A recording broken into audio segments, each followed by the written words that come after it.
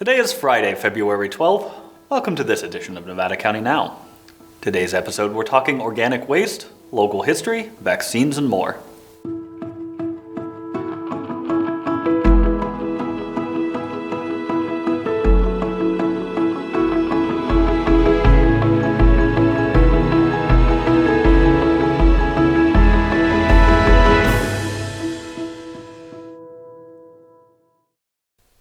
Hello and welcome to Nevada County Now. I'm your host, Cole Pettit.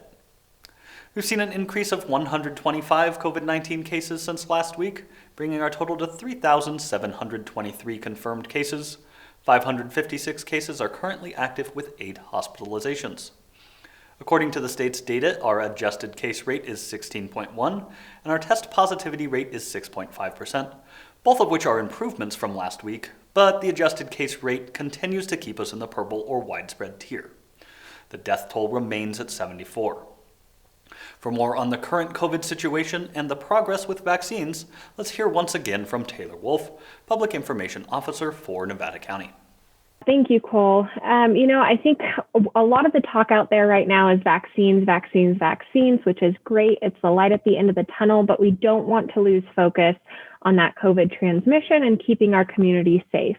We're still at the very early part of getting vaccines into our community. The good news is we're vaccinating more people than we're seeing get sick with COVID at this point. So that is a little bit of good news. And our numbers are trending slightly better and lower than they have recently. This doesn't mean we're out of the woods yet. We're still well within the purple tier, but we're starting to see that trend backwards where we're not seeing quite as much of the daily cases as we were before. So really, we just want to encourage people to continue what they have been doing to start seeing this trend. And that's refraining from those social gatherings, making sure you're social distancing when you are out, wearing that mask, and of course, hand washing. The other category that falls into 1B outside of the ones I listed earlier are food and ag. Nevada County is not quite there yet to be able to vaccinate this population, but we're hopeful we will be able to soon. So we know people are anxious and want to get vaccinated, which we are so grateful for, and we just can encourage them to continue to be patient, check with our website, and sign up with MyTurn at myturn.ca.gov to be able to be notified when they're eligible and when they can go and sign up for appointments. With the current vaccines that are on the market right now, Pfizer and Moderna, they're both 2-dose vaccines. The 12,700 vaccines that we've received in our community, those are single doses, but they're being used as both first and second doses. So that does not mean that 12,700 people in our community have received their first vaccine, because we have been vaccinating our healthcare workers, and we're getting to almost a place where we're looking at second doses for our teachers as well. So that is not, that 2,700 includes both first and second doses in it. We at Public Health have had a lot of people reaching out wanting to volunteer and help with this vaccine process and our vaccination efforts, which we're so incredibly grateful for. Could not emphasize enough, like you said, Cole, really, I think that's a point of pride for our community, is how we all step together and work together during hard events. Right now, there's really not, with the limited supply we're getting from the state and vaccines we're getting into the community, there's not really any great opportunities to plug volunteers in yet, but the state has California's disaster healthcare volunteer database, which we encourage people to register in, especially if you have a healthcare background or are a nurse, because as we ramp up this efforts, there may be a need down the line.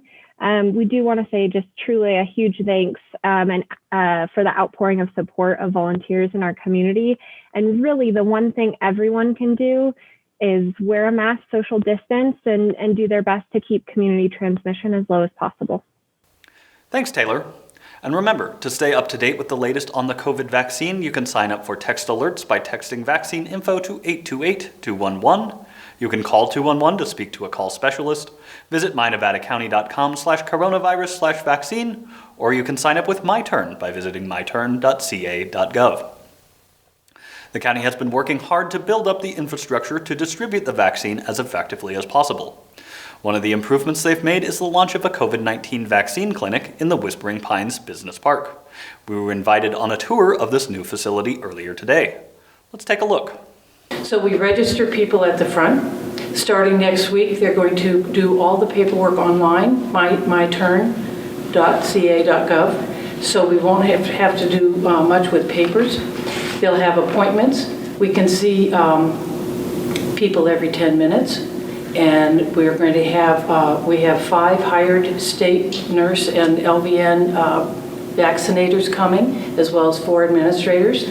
So this staff is going to get oriented the day after President's Day. And then from there, we're going to go to full capacity. We're going to be using Pfizer vaccines, and we can see up to about 1,200 people when we're in our full capacity per week.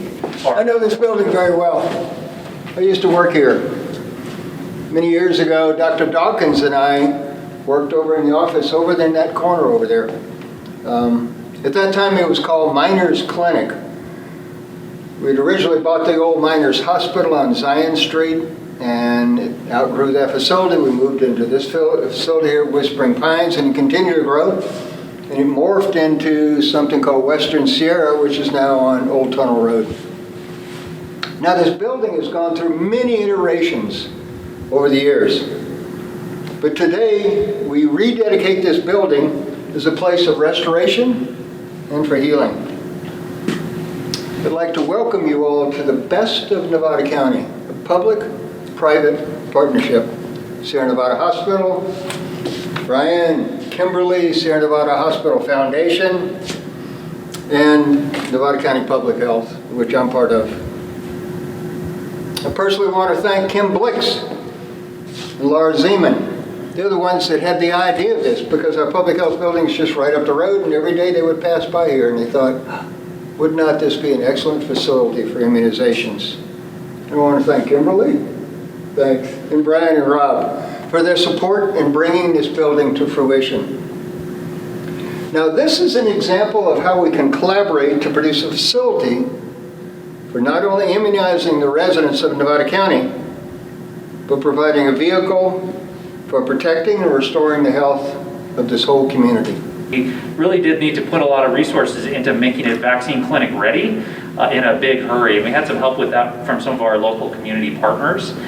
Kimberly Parker, who is the executive director of our foundation, the Sierra Nevada Memorial Hospital Foundation, was very instrumental in making that happen. We also had some help from the Rotary, just cleaning up the area around this clinic. And so what we really need to do is turn this clinic into a regularly occurring vaccination center that has a cadence to it, so that we can predictably provide vaccines on a nearly daily basis for our community. The biggest rate limiting thing for Nevada County has been just vaccine supply, and we just need to get more vaccines into the community, and then as soon as we have them here, we get them into arms. And that is really the way forward for our county and really for the country with regards to this pandemic. That's what we're doing in our community. We're turning frowns into smiles. And so really appreciate everyone and all the hard work. And I think this just, again, goes to show, today and in the future, we're a force to be reckoned with in Nevada County. But look what kind of collaboration we have here. This doesn't happen in every county. This is really unique what we have here, and that says a lot about our community and our county. So thank you all so very much, and I look forward to seeing this place bustle and filled with folks getting their vaccine. So thank you all for coming today. Last week, we discussed some of the changes Waste Management is making, partly due to some new laws that will be going into effect in the near future. For more on some of the upcoming changes that will be coming down the pipe, let's turn it over to our political correspondent, Mary Jane Hunegard, for the first of a 2-part story. Hello, Nevada County. I'm Mary Jane, a fellow citizen of Nevada County and Nevada County Now's political correspondent. Today, I'm going to talk about trash. And not just any trash, but the kind that stinks up the kitchen, the absolute worst if not dealt with in a timely manner. The organics, the food waste, the stuff that if you farm or garden, you may refer to as the compost, or sometimes, as in our house, table scraps for the chickens. This type of trash is so significant to our Nevada County this year that I'll be devoting my next 2 pieces to the issue. One reason that driving past Harris Ranch coming home from SoCal via I-5 and opening an especially ripe garbage can are both such stimulating experiences for our nose is because decomposing organic waste, like cows, produces methane, which is a greenhouse gas. This methane-producing decomposition continues from trash pickup day as your trash makes its way to the local transfer station, then its final destination, which for Nevada County is the landfill in Lockwood, Nevada, near Reno. If one household trash bin stinks like that, imagine the methane emissions from landfills like the one in Lockwood, where the organic waste from millions of trash bins ends up decomposing. Methane falls into the greenhouse gas category of short-lived climate pollutants, or SLCPs. SLCPs are harmful to people, ecosystems, and agricultural productivity, not to mention a major contributor to global warming. Food waste alone accounts for about 17 to 18% of total landfill disposal, so no wonder methane emissions from landfills have been identified as a significant contributor to SLCPs in the atmosphere. Addressing this issue has been a focus of state leadership for a while now, even as the government has changed hands. In 2005, Governor Arnold Schwarzenegger issued Executive Order S305, establishing ambitious greenhouse gas emissions targets for the state. Governor Schwarzenegger followed that EO up with AB 32, the California Global Warming Solutions Act of 2006, signing it into law in 2005. In 2011, Governor Jerry Brown signed AB 341 into law, which aimed to reduce greenhouse gas emissions by diverting waste from landfills and to reach California's recycling goal of 75% by 2020. In 2014, also under Governor Brown, AB 1826 established mandatory organic waste recycling for businesses. Further, the law defined organic waste, because stinky stuff isn't specific enough, as food waste, green waste, landscape and pruning waste, non-hazardous food waste, and food-soiled paper waste that is mixed in with food waste. With these legal foundations in place, in January 2015, Governor Jerry Brown re-emphasized the bigger picture of these laws with Executive Order B1315, which established a target to reduce greenhouse gas emissions 40% below 1990 levels by 2030. It's a shorter-term stepping stone toward the ultimate 2050 goal of Governor Schwarzenegger's 2006 EO, which established the goal of emissions being 80% below 1990 levels by 2050. Coming into more recent history here, I'm getting to the point, I promise, because this really does impact our community.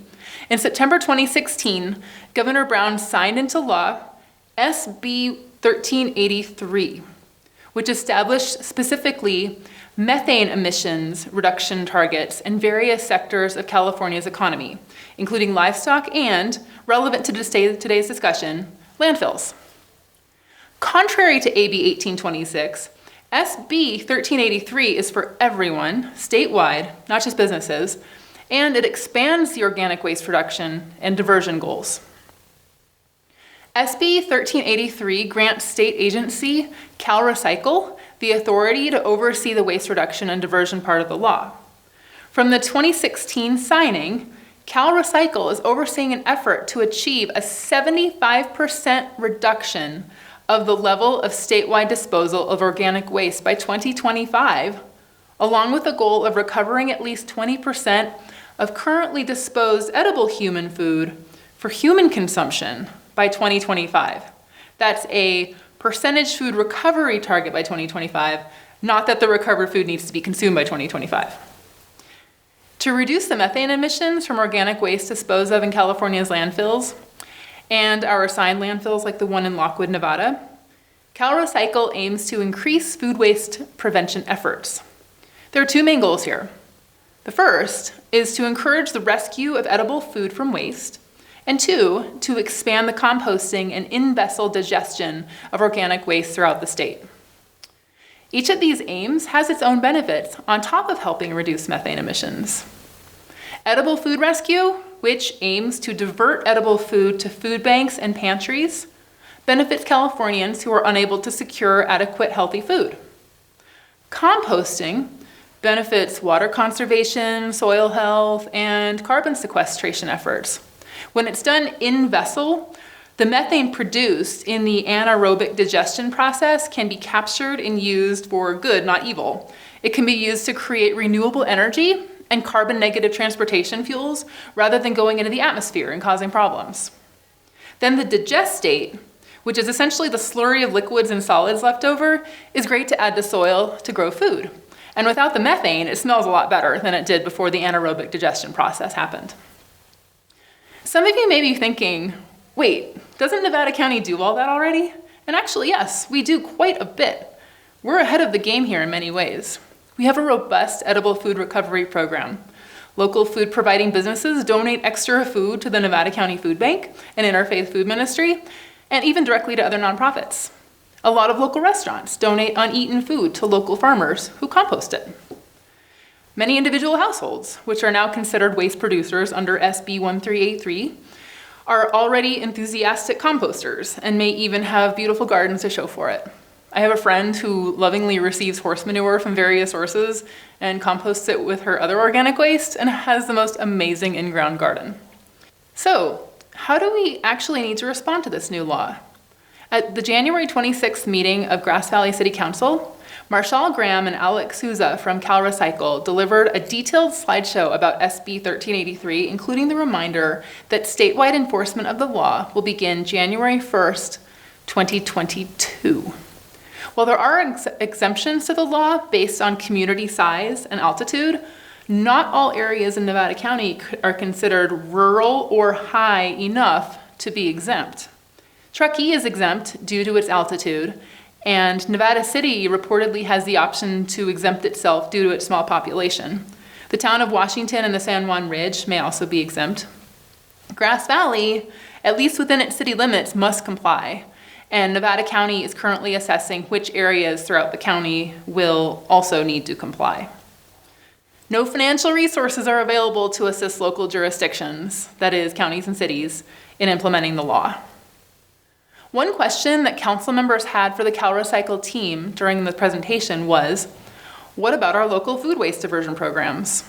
If a jurisdiction would already have a robust food recovery program, they'd likely be exempt from needing to take further measures to divert organic waste. However, as much as our community does, we do not have a, quote, robust program that by SB 1383 standards could be considered robust. Several months ago, Nevada County Solid and Hazardous Waste Commission created an organic and food waste subcommittee consisting of a county supervisor and city council members, along with informed community stakeholders focused on environmental sustainability and feeding the community, such as Briar Patch and Sierra Harvest. This subcommittee meets monthly and is focused on identifying local means to comply with SB 1383. One of the tasks for the committee is to determine who is doing what already and substantiate it. It's spread out, so there's a lot to do. Then, on top of what exists, what are the options to expand what we're doing in order to comply? What are the technologies available? And what are other small towns doing? And hey, what would it look like to recover organic waste locally? And that is where I'll leave this story for today. If you have questions about politics you'd like me to try my best to answer, please email ncnpolitics@gmail.com. It was my privilege to bring you a brief political piece today. See you again next week. Same time, same place for the rest of this story on organic waste and how our community is addressing the requirements of a new state law. Thanks, Mary Jane, and again be sure to tune in next week for the second part of the story. February is Black History Month, and despite Nevada County currently being one of the whitest counties in California, historically, people of color, and specifically African Americans, have contributed significantly to the growth of our community. Sonora Slater decided to take a look at some of these prominent history makers. Thanks, Cole. February was first nationally recognized as Black History Month in 1976. Chosen in large part because it coincided with the birthdays of both Abraham Lincoln and Frederick Douglass, on February 12th and February 20th, respectively. It's meant as an annual celebration of African American achievements and emphasizes their central role in American history. Today, Nevada County is the second widest county in California. But if you look back into the pioneering and mining history of our community, there's much to celebrate about the impact Black Americans had in Grass Valley, Nevada City, and Truckee, as well as the surrounding areas.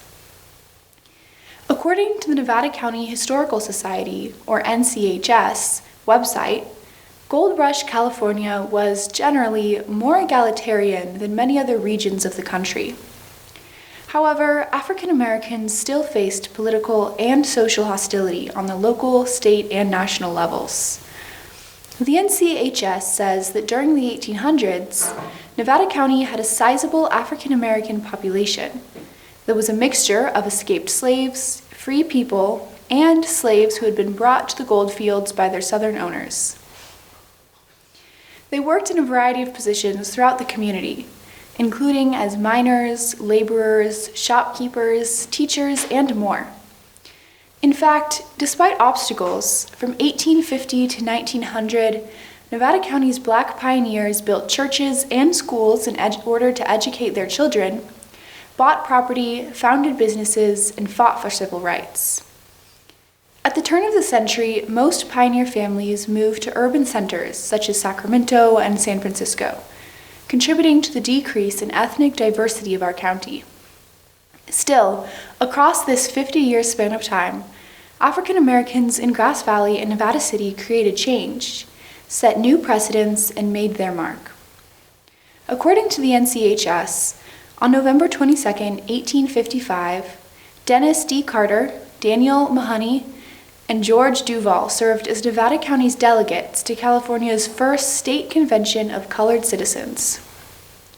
On April 9, 1870, the Nevada Transcript reported that John Adam, a resident of Nevada City for 20 years, was the first Black resident of the county to register to vote. On April 22, 1872, county residents Elijah Booth, Dennis D. Carter, and Isaac Sanks attended a statewide conference, whose delegates would challenge the California Supreme Court to eliminate school discrimination against Blacks.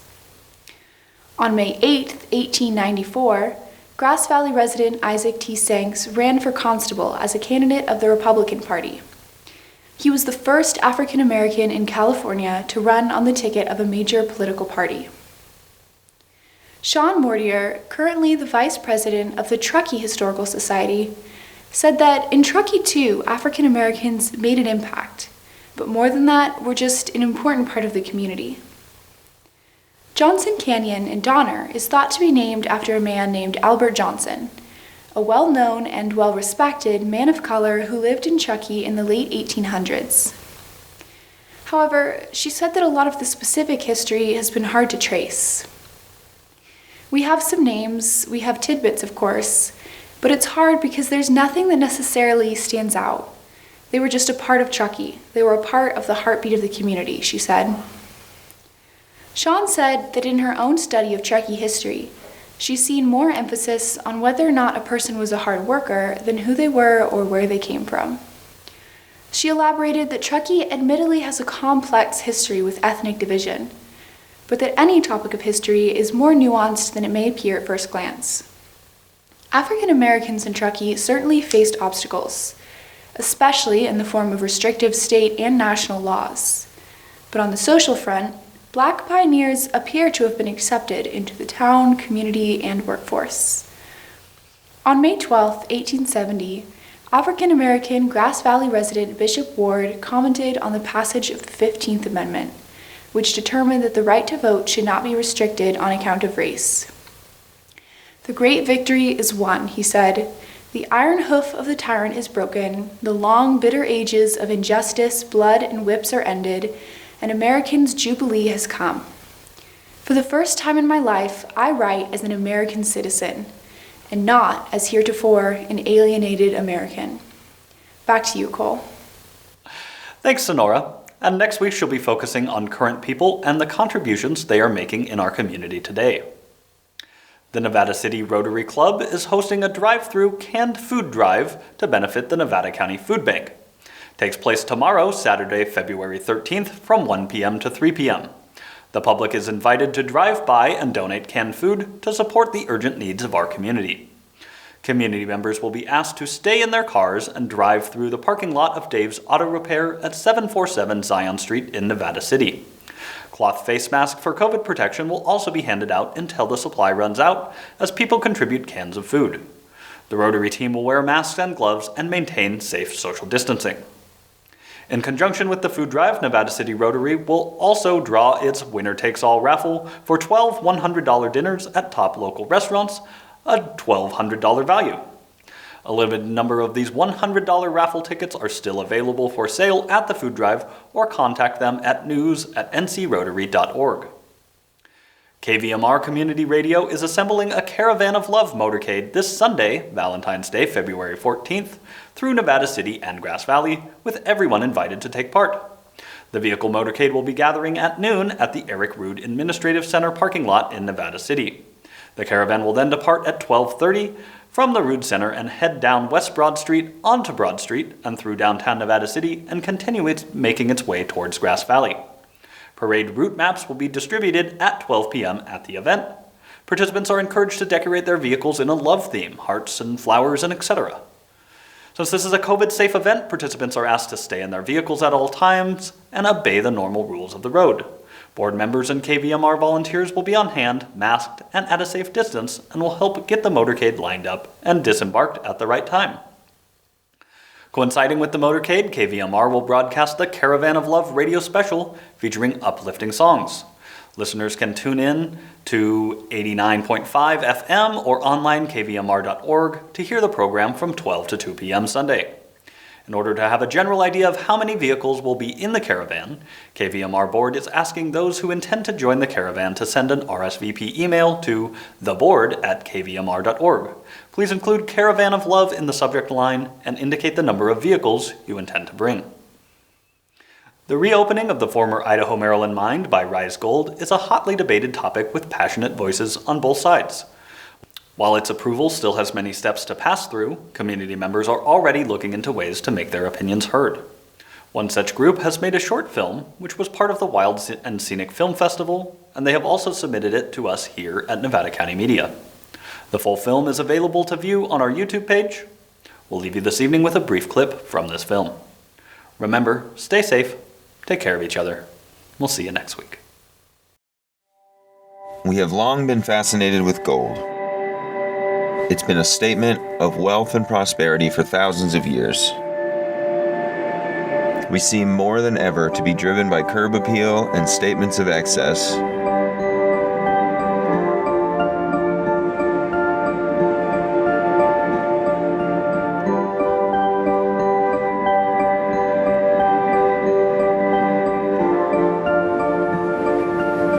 What we're talking about is mining 24/7. We're talking about 100 truck trips a day of moving. They're actually going to take out 1,500 tons of rock every day, and they're going to be transporting that rock, crushing it, grading it, and building it into big piles up to 70 feet high. So not only will we hear trucks coming and going, but we expect to hear excavating and crushing sounds. We expect to hear backup beeps. This beautiful, peaceful neighborhood will not be so peaceful anymore. So during the power safety shutoffs from last year, we had a couple of generator fires. Power line fires, we get those quite a few times a year when things are drying out, that it becomes an issue and a concern for us. The daily power requirement for the mine is estimated to be 6 megawatts, enough to power 6,000 homes. What would happen if we added this additional load to our already insufficient power infrastructure?